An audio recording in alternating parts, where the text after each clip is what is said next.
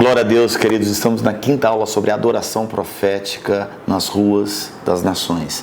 Eu contei alguns testemunhos e eu me lembro de um dos principais testemunhos sobre adoração profética que me marcou muito. Esse é o mais antigo, depois eu vou contar uns mais recentes. Esse foi o que realmente foi muito tremendo. Foi no ano de 1996, quando o clamor nasceu nas ruas de um evangelismo, nas ruas de Atlanta. E eu me lembro na época que teve um atentado, explodiu uma bomba numa praça, na Centennial Park, em Atlanta, e ali muitas pessoas ficaram com muito medo. E nós começamos a entender que a gente precisava adorar o Senhor, que a gente entendia, sempre teve essa consciência da adoração como instrumento de guerra.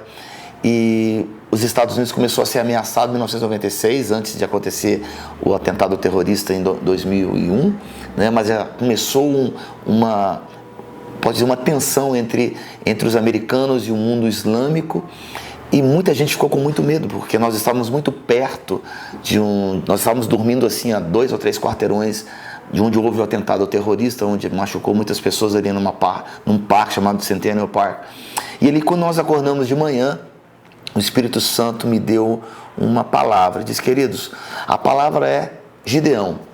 O Senhor nos levantou como Gideão. A adoração profética, ela é algo tão tremendo, queridos, que a gente desperta um gigante que você não é. Gideão, ele era um incapacitado, não é verdade? Mas ele se despertou como um homem corajoso. Então, a primeira coisa que você precisa entender é que Deus vai despertar talentos e dons que você nunca imaginou que estão aí, no seu potencial, dentro de você. Deus vai despertar os seus sentidos espirituais, Ele vai despertar a fé sobrenatural, Ele vai despertar uma coragem que é muito maior do que a humana.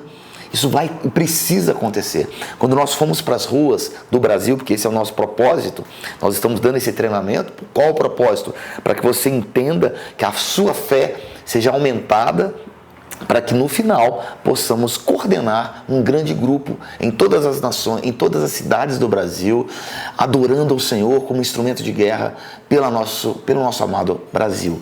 Voltando ao que aconteceu ali, Deus disse: olha, Gideão, precisamos levantar os Gideões. E eu me lembro que todo mundo acordou com muito medo. Imagina, a madrugada inteira a gente estava muito perto do atentado terrorista em 96. E eu me lembro que as pessoas acordaram apavoradas. E quando eu cheguei, Deus disse assim: olha, diz para elas que elas estão liberadas, que elas não precisam ir, mas que nós íamos até o lugar do atentado e nós íamos buscar ali força para mudar o ambiente espiritual daquela cidade e das pessoas que estariam indo ali. Quando de repente aparece uma senhora que teve um sonho naquela madrugada. Naquele sonho ela viu um nome chamado, uma nação, Irã, e uma pessoa esfaqueando o Irã. E tudo ensanguentado, aquela camisa. Ela disse assim: vamos orar pelo Irã, vamos orar pelo Irã. Lembra que eu falei sobre as estratégias de Deus? Que Deus fala, no meio de todas as coisas Deus fala. A adoração profética vai gerar um ambiente onde a voz de Deus se torna audível. Eu disse, os potenciais das pessoas são liberados. Aquele que não ouve começa a ouvir. Aquele que tem medo começa a ter coragem. Aquele que não é capaz de cantar começa a cantar. Aquele que não consegue falar em línguas começa a orar em línguas. Aquele que não consegue falar em outras línguas, Deus traz uma pessoa de um outro país, de repente a pessoa está falando em outras línguas. Todo o contexto do sobrenatural é liberado para esse contexto de uma adoração profética. Eu me lembro que nós estávamos ali, fomos até o lugar onde houve o atentado, e quando nós estávamos terminando, apareceram 5 canais de televisão do mundo inteiro ali. Todo mundo perguntando o que era isso, o que era aquilo. Nós começamos a adorar ao Senhor, começamos a profetizar para várias nações, canais de televisão do mundo inteiro, a gente profetizando. Inclusive, uma das pessoas que estava na nossa equipe foi capa de manchete de um dos principais jornais americanos, o USA Today, dizendo que existia um grupo ali profetizando paz. Bem, quando terminou essa adoração profética, sabe o que apareceu? Apareceram 3 rapazes do Irã. 3 rapazes muçulmanos do Irã. Nós já estávamos saindo. Quando nós estávamos saindo, eles chegaram. Quando eu olhei para eles, o Espírito Santo falou comigo: diga para eles que nós só estávamos aqui por eles. A glória de Deus veio sobre eles. E eles entregaram a vida deles, muçulmanos, tomados pela presença de Deus. Um deles foi assim, realmente uma conversão na hora, estrondosa. E eu fico pensando, tem tantas pessoas que passam a vida inteira para tentar convencer um muçulmano de aceitar a sua vida, dar a sua vida para Jesus. Mas quando os céus são desatados, é o texto que eu quero ler, que está em Isaías capítulo 64. Ó, se fendesses os céus e descesses, se os montes tremessem diante da tua face, quando o fogo inflama os gravetos e faz ferver a água, desce para fazer notório o teu nome aos teus adversários. Meu Deus, queridos, eu quero que você entenda que a adoração profética, sabe o que ela faz? Ela é a própria manifestação da presença de Deus, trazendo a resposta de Deus na vida das pessoas. É tão tremendo, é tão tremendo. Não é uma marcha para Jesus, muito pelo contrário, assim, é maravilhoso, é bom que aconteça as marchas, proclamações, é um nível. A gente cantar nas ruas, falar de Jesus, isso é muito bom, louvável, mas isso é outro nível. Eu quero desafiar você aqui a experimentar algo sobrenatural. Nós queremos estar aqui para mentorear vocês, ajudar vocês a levantarmos equipes que vão para as ruas do Brasil, desatando o sobrenatural, desatando a presença de Deus, desatando um cheiro suave que vai chegar nas narinas de Deus. As estratégias de Deus vão acontecer. Em alguns momentos, Deus falava com a gente assim, ajoelha. Do nada a gente se ajoelhava, a palavra era, pede perdão pelos pecados dessa nação. Quando a gente se ajoelhava, os céus desatavam, milhares de pessoas eram tocadas ao nosso redor. Foi algo sobrenatural nas Olimpíadas de Atlanta. Tudo começou assim. E eu me lembro crianças batizadas com o Espírito Santo ali no meio da rua. E isso, queridos, eu quero que você entenda, é real até os dias de hoje. E o Senhor quer nos desafiar hoje para que não apenas centenas de milhares de pessoas sejam tocadas nas ruas, mas em uma nação inteira ter o benefício de tudo aquilo que Deus já nos deu no Brasil. Por que você acha que Deus derramou tanta adoração no Brasil?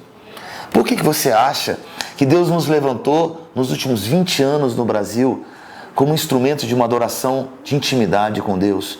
Por que você acha que Deus despertou uma adoração íntima que faz com que você entre no seu quarto e a presença de Deus vá lá e toque você e transforme quem você é, porque nós somos transformados de fé em fé, de glória em glória. Por que você acha que acontece isso? Quero voltar naquele texto no livro de Esther. Lembra que eu falei sobre Mardoqueu? Mardoqueu, de pano de saco em cinza, em Esther capítulo 4, e os jovens foram até ele, falando assim, Mardoqueu, toque as suas roupas, porque Esther está te chamando. E ele não quis trocar as suas roupas. É uma geração que clama arrependimento, que não muda a sua mensagem.